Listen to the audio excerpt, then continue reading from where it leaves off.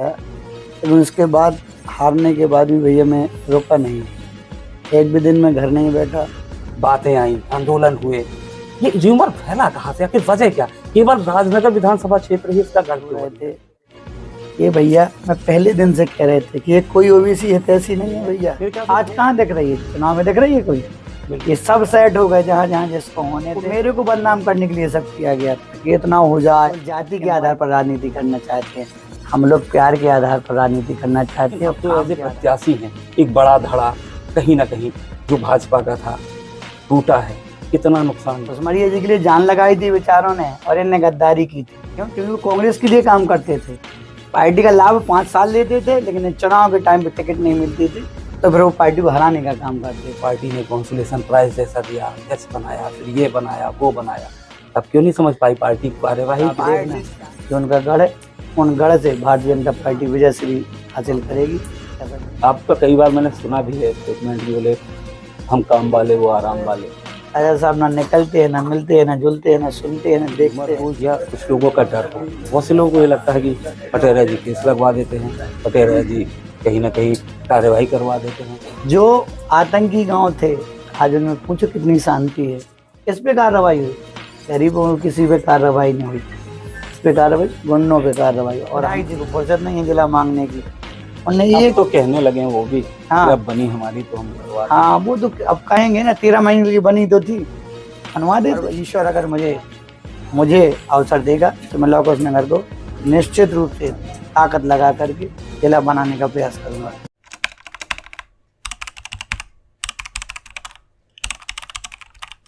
चुनाव में प्रत्याशी रहे और एक कड़ी टक्कर दी थी वर्तमान विधायक को। इस बार फिर पार्टी ने उन पर भरोसा जताया और एक बार फिर चुनावी मैदान में अपने समर्थकों के साथ चुनाव प्रचार लगातार, जनसंपर्क तूफानी जनसंपर्क यूं कहेंगे जारी है। सीधे बात करेंगे उनसे। पटेरा जी, स्वागत है आपका बुंदेली दर्पण में। धन्यवाद राजेंद्र जी। सर, ये बताएं, जिस तरीके से 18 में एक युवा कार्यकर्ता, उत्साह से लबरेज कार्यकर्ता था, मैच्योर हुआ 5 साल में, निकटतम प्रतिद्वंदी रहे, कितना बदलाव 18 और 23 में देखते हैं अपने आप में? निश्चित रूप से भैया, क्योंकि 18 में मुझे जब टिकट मिला था तो मुझे केवल 15 दिन काम करने के लिए मिले थे। उसके पहले चूँकि मैं पार्टी के विभिन्न दायित्व में रहा हूँ, युवा मोर्चा का जिला अध्यक्ष, विद्यार्थी परिषद में काम किया, सभी जगह युवाओं से मेरा परिचय था, सभी वरिष्ठों से मेरा परिचय था।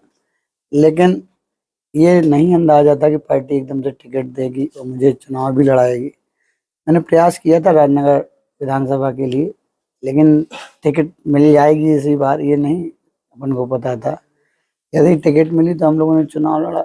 आपको पता है कि परिणाम जो भी आया, लेकिन उसके बाद हारने के बाद भी भैया मैं रुका नहीं, एक भी दिन में घर नहीं बैठा।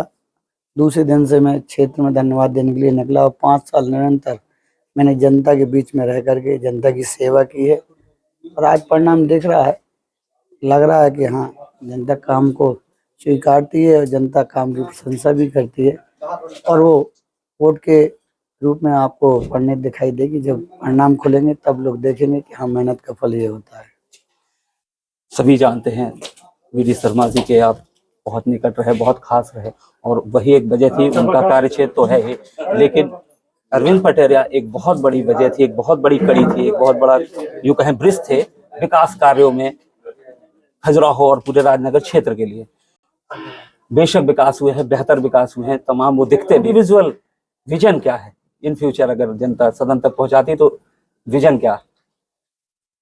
जैसा कि आपने भैया कहा कि चूंकि यहाँ पर 20 साल से भाजपा का विधायक नहीं है और सरकार भारतीय जनता पार्टी की है, तो निश्चित रूप से आज जो हम अभी 2 साल में विकास कर पाए एकदम, आपने देखा हुआ सारी जो रोडें कंप्लीट हुई हैं इन 2-3 सालों में, ये हम बहुत पहले कर चुके होते। सोच के साथ काम करने वाला व्यक्ति चाहिए। यहाँ नहीं रहे तो जो भी छूटा हुआ विकास है, जो मेरे मन में सपना है कि राजनगर विधानसभा को एक अच्छी श्रेष्ठतम विधानसभा बनाएंगे, विकास के रूप में एक मॉडल प्रस्तुत करेंगे, तो उसके लिए सोच है। ईश्वर समय देगा तो निश्चित रूप से हमने प्रयास किया, माननीय सांसद जी के माध्यम से। आप खजुराहो देख लो, पूरे विधानसभा के रोड देख लो, आपको निश्चित रूप से वहाँ विकास दिख रहा होगा। काम दिख रहा होगा। और ये भैया हमने हारने के बाद किया है, हम कोई पद में नहीं थे, ना हम विधायक थे, ना कोई और भी पद में थे। हमने तो केवल चूंकि माध्यम मिले, आदरणीय सांसद जी यहाँ से सांसद बने, तो उनके माध्यम से सारे काम कराए। और ईश्वर अगर समय देगा तो मन में जो सपना है कि इस राजनगर विधानसभा को एक श्रेष्ठतम विधानसभा बनाए विकास के रूप में, तो वो काम करेंगे। कार्यकर्ता के तौर पे मुझे याद है 2018 की एक सभा, जब छत्रसाल चौक पे बारिश हो रही थी झमाझम और कार्यकर्ता इधर उधर हो रहे थे, अरविंद पटेल दौड़ दौड़ के सबको बिठाने की कोशिश कर रहे थे। आपने मेरा हाथ पकड़ भी कार्यकर्ता समझ के बिठाने की कोशिश की थी। वही दृश्य मुझे अभी दिखा था जन आशीर्वाद यात्रा में, वही जोश, वही खरोश। भले ही प्रत्याशी के तौर पे थे आप तब, हालांकि अनाउंस नहीं हुए थे, लेकिन एक इमेज जो है वो इमेज जमीनी कार्यकर्ता के तौर पे हर कोई स्वीकार करता है, क्षेत्र में आप रहे तब भी स्वीकार करता है। लेकिन एक ये जो दंश राजनगर विधानसभा में पर्टिकुलर जो फैला, चाहे वो SC ST OBC माइनॉरिटी वाली बात हो, तमाम इस तरीके की बातें आई, आंदोलन हुए, ये र्यूमर फैला कहाँ से, आखिर वजह क्या? केवल राजनगर विधानसभा क्षेत्र ही इसका गढ़ क्यों बन गया? ये बहुत अच्छा क्वेश्चन किया भैया, ऐसा आज तक किसी ने क्वेश्चन किया। मैं धन्यवाद देना चाहूँगा और मैं आपकी मीडिया के सामने बोलना भी चाहता हूँ, बताना भी चाहता हूँ। मेरे मन में बहुत दिनों से ये चीज़ें चलती थी, आपने सोचा, इसके लिए आप धन्यवाद के पात्र हैं। भैया आपने देखा होगा कि केवल ऐसा लगता है कि OBC पूरे जिले में इसी विधानसभा में थे जिन पे अत्याचार हो रहे थे, आतंक हो रहे थे। ये भैया मैं पहले दिन से कह रहे थे कि ये कोई OBC हितैषी नहीं है भैया, ये कोई OBC हितैषी नहीं है, ये केवल खुद के स्वार्थ के लिए करने वाले लोग हैं कि हमारा कैसे, हमें इस आड़ में कितना लाभ मिल जाए, हम इस आड़ में व्यक्तिगत कितना लाभ ले लें। आज कहाँ दिख रही है, चुनाव में दिख रही है कोई? ये सब सेट हो गए, जहां जहां जिसको होने थे, जो लाभ चाहिए था उस लाभ के इंतजार में थे। वो मेरे को बदनाम करने के लिए सब किया गया था कि इतना हो जाए, लेकिन हमारी पार्टी इतनी अच्छी नहीं है, हम जातियों पर राजनीति करने वाले लोग नहीं हैं, हम काम के आधार पर, हमारा दल काम के आधार पर, विकास के आधार पर काम करता है। उन्होंने ये बदनाम करने की कोशिश की OBC। आज ये सब OBC है, ये पटेल साहब है, ये दाऊ साहब है, ये विश्वकर्मा जी है, ये कुशवाहा जी है, ये तालगांव सरपंच साहब है, ये पटेल साहब है, ये पटेल साहब है, ये पटेल साहब है। झूठ बोलते हैं। जो एक समाज का ठेका लेकर के समाज का फायदा लेना चाह रहे, जब समाज समझ गई। मैं पूछना चाहती हूँ, कहाँ समाज के ठेकेदारों का बैक से पूरी कांग्रेस उनको फंडिंग कर रही थी, पूरी कांग्रेस उनको चला रही थी। आज आपने देखा ना, सब खत्म है। हमारा कृष्णकांत यही है, साथ में कृष्ण कुमार जो OBC महासभा का जिलाध्यक्ष, उनको गुमराह किया गया बेचारों को। सीधे साधे लोग हैं, ईमानदार लोग हैं, वो अपनी समाज के लिए काम करना चाहते थे, लेकिन उनका राजनीतिक इस्तेमाल किया गया। वो समझे, आज मेरे साथ हैं, वो विकास के साथ हैं, वो भारतीय जनता पार्टी के साथ हैं। वो समझ गए कि बड़े नेता हम लोगों को केवल बदनाम करना चाह रहे थे, हमारे कंधे पे गोली चला करके अपना स्वार्थ सिद्ध करना चाह रहे थे। आज वो साथ क्यों साथ हैं, अब बताए ना। ये कोई ना तो समाज के हैं ना जाति के हैं। इतने ही समाज के होते तो जो ठेकेदार थे, जिनने पूरा बीड़ा उठा करके रखा था इसी विधानसभा में भैया, इसी विधानसभा में बस है, कहीं नहीं था। और पूरे जिले में हम लोग भी देखते, हाँ देखते, केवल यहाँ टारगेट किया गया था। क्यों? आज समाज के इतने हितैषी थे तो OBC समाज से बबलू ने पहले टिकट मिल गई थी ना सपा से, फिर क्यों दूसरे OBC ने उतरे यहाँ पे? बिल्कुल, आप बताओ ना। एक हम तो कहते OBC ठीक है, एक ही समाज का था बेचारा, वो तो उसी समाज से था ना, पटेल ही समाज से, तो भाई उसके लिए छोड़ देते कि चलो, हाँ भाजपा से मिलता तो भी हम मानते कि चलो भैया हमें भाजपा से मिली, तो मैं पहले सपा में हम चुके थे, आप हाथी से क्यों लेकर के आए? झूठ बोलते हैं, ये केवल समाज के नाम पे छलने का काम करते हैं। क्यों? क्योंकि इनके पास काम नहीं है कुछ बताने के लिए। ये केवल जाति के आधार पर राजनीति करना चाहते हैं। हम लोग प्यार के आधार पर राजनीति करना चाहते हैं और काम के आधार पर।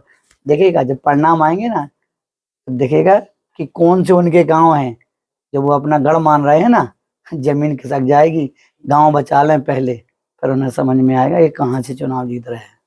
2013 में मुझे अच्छी तरह से याद है, जब उस्मरिया जी हारे थे और लवकुश नगर आए थे, तो वहां पे हमने उनका इंटरव्यू किया था, तो उन्होंने साफ तौर पे नाम लिए थे, जिसमें से एक नाम इनका भी था, आशीराम पटेल जी का। मेरे पास ऑन रिकॉर्ड है। जी। अभी एक लंबा अरसा हो गया, फिर भाजपा में आए, लेकिन कहीं ना कहीं विरोध अंतर्कलह है। अब वो प्रत्याशी के तौर पर सामने है, तब अंदर से भीतरघात की थी, जिसका एलिगेशन लगा था उस समय पे, लेकिन अब तो एज ए प्रत्याशी हैं। एक बड़ा धड़ा कहीं ना कहीं जो भाजपा का था टूटा है, कितना नुकसान होगा उसका? कोई नुकसान नहीं है भैया। जो वो लेकर के पूंजी जा रहे थे उनने कभी भाजपा ने वोट नहीं दिया है। क्यों? क्योंकि उनके लोग बस हैं। यहाँ जो मेन जो हमारा पटेल समाज है वो भारतीय जनता पार्टी का आज से नहीं पीढ़ियों से है। वो भारतीय जनता पार्टी को वोट करता है। घुसमरिया जी के लिए जान लगाई थी बेचारों ने, और इनने गद्दारी की थी। इन्हें कांग्रेस को वोट डलवाए थे, वो चले जाएंगे। वो तो पहले से भाजपा को नहीं देते थे। उन्हें विजय बहादुर जी के टाइम पे पार्टी का साथ नहीं दिया था, उन्हें कुसमरिया जी के टाइम पे नहीं दिया था, उन्हें मेरे टाइम पे नहीं दिया था। तो ठीक है ना, वो लोग जाएंगे ही। क्यों? क्योंकि वो कांग्रेस के लिए काम करते थे। पार्टी का लाभ 5 साल लेते थे, लेकिन चुनाव के टाइम पे टिकट नहीं मिलती थी, तो फिर वो पार्टी को हराने का काम करते थे। आज हमारे जो पार्टी के ईमानदार कार्यकर्ता हैं, जो पार्टी के लिए काम करने वाले लोग, वो भारतीय जनता पार्टी के साथ हैं। और जो जो दल के साथ गद्दारी करते थे, आज वो और जगह पर शिफ्ट। लेकिन सवाल तो कहीं ना कहीं ये भी उठता है कि जब ये बहुत पहले से था, जब एक कैंडिडेट उस तरह का एलिगेशन लगाया था ऑन रिकॉर्ड उसने, उसके बावजूद पार्टी ने कॉन्सुलेशन प्राइज जैसा दिया, अध्यक्ष बनाया, फिर ये बनाया वो बनाया, तब क्यों नहीं समझ पाई पार्टी कार्यवाही क्यों नहीं पार्टी की? चाह रही थी, क्योंकि देखिए मेरे से पूछा गया, भैया ये सत्य घटना है बिल्कुल, मेरे से ऊपर से पूछा गया, क्योंकि हम लोग अपने काम पर भरोसा करते हैं, हम किसी को बदनाम करने के लिए, लेकिन अब मजबूर हैं हम सब ये करने के लिए, क्योंकि ये सीधे साधे लोग हैं। इनके सामने अगर उजागर नहीं करेंगे तो इन्हें समझ में नहीं आता, बेचारे सीधे हैं। इन पर झूठ बोल करके पिछली बार में चुनाव केवल इतने में हार गया कि कह दिया कि भाजपा तो चौथे पे है, तो इन बेचारों ने अपने वोट जाकर के दूसरी जगह शिफ्ट कर दिए, क्योंकि कांग्रेस को जिताना नहीं चाह रहे थे, जो सीधे साधे पटेल समाज के जो बीजेपी के लोग थे। तो यहाँ पर जो आपने कहा ना कि एलिगेशन, क्यों पार्टी इनको कोई कार्रवाई क्यों नहीं की? हाँ, कार्रवाई क्यों नहीं की? पुरस्कृत किया उल्टा। हाँ, कुसमरिया जी के टाइम पे इनने किया, लेकिन पार्टी ने सोचा कि शायद आगे जाकर के सुधर जाएंगे। फिर विजय बहादुर जी के टाइम पे किया था, कुसमरिया मेरे टाइम पे किया। पार्टी मौका देती है कि चलो भाई सीनियर हैं, सीनियर हैं। अब उन्हें खुद अपने पैर पे कुल्हाड़ी मार ली, पार्टी को जरूरत ही नहीं पड़ी। ईश्वर है, देखता है, उनकी बुद्धि ऐसी कर दी तो पार्टी को छोड़ के चले गए। आज कम से कम हमारे पास दगाबाज तो नहीं है, पार्टी से दगा करने वाले लोग तो नहीं है। हमारे पास अब ईमानदार कार्यकर्ता है, और आप देखना जो उनका गढ़ है, उन गढ़ से भारतीय जनता पार्टी विजय श्री हासिल करेगी, ऐसा मेरा मानना है। प्रतिद्वंदी तो वही चिर परिचित हैं जो सामने हैं। आपका कई बार मैंने सुना भी है स्टेटमेंट की, बोले हम काम वाले वो आराम वाले। क्या है इसका राज? कैसे आराम राज वाले? जनता कहती है भैया, आराम वाले पता है उन लोगों को 20 साल हो गए राजा साहब, ना निकलते हैं, ना मिलते हैं, ना जुलते हैं, ना सुनते हैं, ना देखते हैं। जनता के कारण साथ अच्छो नहीं करत तो बुरा अब भी बुरा नहीं नहीं करत। अब लेकिन जनता समझ गई है। क्यों? क्योंकि उन्होंने जनता को जानने ही नहीं दिया है ना कि कोई अच्छा करने वाला भी होता है। हम लोगों ने 5 साल संघर्ष किया है, अब जनता कहने लगी है कि हारने के बाद सामने वाला 5 साल घूमा है, ये जीतने के बाद नहीं घूमते हैं। इसलिए वो आराम करने वाले लोग हैं, हम लोग काम करने वाले लोग हैं। तय जनता को करना है, और जनता निश्चित रूप से मेहनत को तवज्जो देगी, और भारतीय जनता पार्टी को विजय श्री दिलाएगी। ये र्यूमर हो या कुछ लोगों का डर हो, बहुत से लोगों को ये लगता है कि पटेरा जी केस लगवा देते हैं, पटेरा जी कहीं ना कहीं कार्यवाही करवा देते हैं। कई ऐसी बातें सामने आई, कई बार आरोप लगे, कितनी सच्चाई मानते हैं? हाँ, तकलीफ किनको है कार्रवाई से? पहले ये लोग गुंडागिर्दी करते थे, वो कार्रवाई नहीं होती थी भैया। यहाँ कई ऐसे गांव हैं जहां पर बेचारे जिनके साथ गुंडागिर्दी होती थी, अत्याचार होता था, वो रिपोर्ट करने नहीं जाते थे डर के मारे। आज उनकी हुई कार्रवाई, आज क्या शांति? पूछ लो ना, जनता से पूछो, आप मेरे से नहीं। जो आतंकी गांव थे, आज उनमें पूछो कितनी शांति है भैया। उनकी FIR नहीं 20 सालों से। क्यों? गुंडागिर्दी होती थी, उनका आतंक था। आज इस क्षेत्र में कहीं पर भी आपको गुंडागिर्दी नहीं सुनाई देगी, शांति है। कार्रवाई नहीं होगी तो कहाँ से शांति होगी भैया? गुंडों पे तो कार्रवाई होगी ना। अब गुंडे ये कहते हैं कि अब हम पे कार्रवाई होने लगी भैया, या कार्रवाई गुंडों पे होगी? इन महाजन लोगों से पूछ लो किस पे कार्रवाई हुई, किस पे कार्रवाई हुई? गरीबों में किसी पे कार्रवाई नहीं हुई। इस पे कार्रवाई, गुंडों पे कार्रवाई, और हम गुंडों पे कार्रवाई के लिए सरकार है, जीरो टॉलरेंस के लिए सरकार है, और आतंक खत्म करने के लिए सरकार है, गुंडागिर्दी खत्म करने के लिए सरकार है। उसके लिए कार्रवाई प्रशासन करता है, पुलिस करती है। हम कोई ऐसे व्यक्ति नहीं है कि जो निर्दोष को अपन परेशान करे, और हम FIR करने वाले कौन होते हैं? हम पुलिस अपनी कार्रवाई करती है। अब ऐसा थोड़ी है कि यहाँ पर हम चूंकि राजनीति कर रहे हैं तो फिर FIR ना हो। पहले होती थी ना भैया ऐसी कि किसी की FIR नहीं होती, जनता चिल्लाती रहती थी, लेकिन आज FIR होने लगी। बदनाम करने का प्रयास है। जनता से पूछो आप, कुछ चिन्हित लोग हैं जिनको परेशानी है मेरे से, वो होगी। लवकुश नगर जिला बनाए जाने की मांग एक मुहिम थी, ये हवा ये भी हुई कि ये पटेरिया जी नहीं चाह, नहीं तो वो तो CM साहब कर देते। आप अगर इन फ्यूचर पहुंचे सदन में, ये मैं क्या हम कई बार वहाँ भैया रायन भैया बोल चुके, हम क्यों नहीं चाहेंगे? आप खुद क्वेश्चन, मुझे तो लाभ है ना उससे, मेरी जनता वहाँ की प्रसन्न होगी। और वास्तव में वहाँ जो जिले की आवश्यकता है, चल्ला क्षेत्र चूँकि बहुत दूर पड़ता है, छतरपुर जिले के लिए जो मतलब जिला केंद्र है वो काफ़ी दूर है, लगभग 125 किलोमीटर के, लगभग 150 किलोमीटर के, तो होना चाहिए। लेकिन क्या मेरे हाथ में है भैया? आगे अगर CM साहब 2 बार घोषणा करके गए हैं राजन भैया, उन्होंने कहा कि हाँ भारतीय जनता पार्टी का आप विधायक बनाइए, हम लवकुश नगर को जिला बनाएंगे। पिछली बार जब मैं लड़ा था तब आशीर्वाद यात्रा में कह कर गए थे, इसके पहले 13 में भी हुए आशीर्वाद यात्रा में कह कर गए। अब दोनों बार विधानसभा नहीं जीते भैया, तो जिला फिर अब कौन उनसे जिला मांगे? विधायक जी को फुर्सत नहीं है जिला मांगने की। उन्हें ये तो कहने लगे हैं वो भी, हाँ, अब बनी हमारी तो हम करवा, हाँ वो तो अब कहेंगे ना, 13 महीने की बनी तो थी, बनवा देते। वो भी भगवान ने बीच में समय दे दिया था, बनाते ना। चर्चा की क्या उस टाइम पे? एक भी बार CM साहब को लिख के दिया क्या? हमने तो कई बार बात की है, हमने तो कई बार प्रयास किया है, उन्होंने एक बार एक स्टेटमेंट तक जारी नहीं किया भैया कि लवकुश नगर को जिला बनाया जाए। हम कहते हैं हम जनता के साथ हैं, जनता की भावना के साथ हैं, लवकुश नगर को जिला बनाया जाए। और ईश्वर अगर मुझे अवसर देगा तो मैं लवकुश नगर को निश्चित रूप से ताकत लगा करके जिला बनाने का प्रयास करूंगा। चलिए आखिरी सवाल, 18 में हालात कुछ अलग थे, एंटी इनकम्बेंसी थी, उलटफेर भी हुआ, हालांकि बाद में बाजी फिर भाजपा के हाथ में आ गई। अब 5 साल में वो जो निकटतम दूरी रह गई थी कितनी तय कर ली है? वो जनता तय करेगी, हम लोगों के हाथ में नहीं है।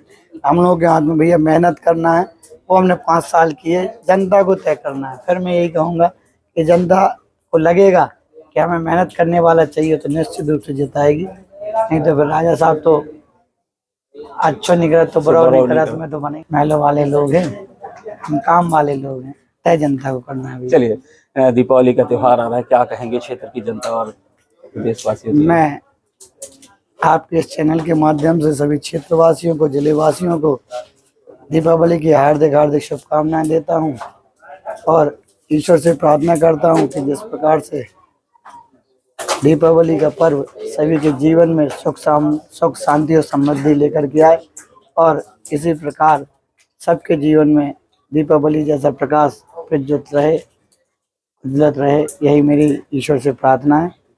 अंत में मैं आप सभी को और क्षेत्रवासियों को दीपावली की हार्दिक शुभकामना प्रेषित करता हूँ।